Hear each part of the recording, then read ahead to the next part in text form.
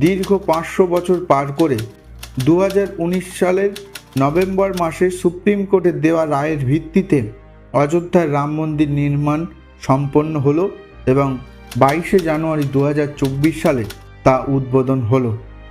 কিন্তু আমরা অনেকেই জানি না যে যেমনভাবে রাম মন্দিরের জন্যে সুপ্রিম কোর্ট রায় দিয়েছিলেন, ঠিক তেমনিভাবে সুপ্রিম কোর্ট সুন্নি ওয়াকফ বোর্ডকে 5 একর জায়গা দিয়েছিলেন বাবরি মসজিদের নির্মাণের জন্য। উত্তরপ্রদেশ অযোধ্যা থেকে 25 কিলোমিটার দূরে ধান্নিপুর গ্রামে সুন্নি ওয়াকফ বোর্ডকে প্রায় 5 একর জায়গা দেওয়া হয়।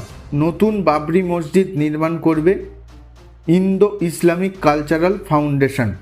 সেই ধান্নিপুর গ্রামে গিয়ে দেখা যায় যে সেখানে কিন্তু নতুন করে আর বাবরি মসজিদ নির্মাণের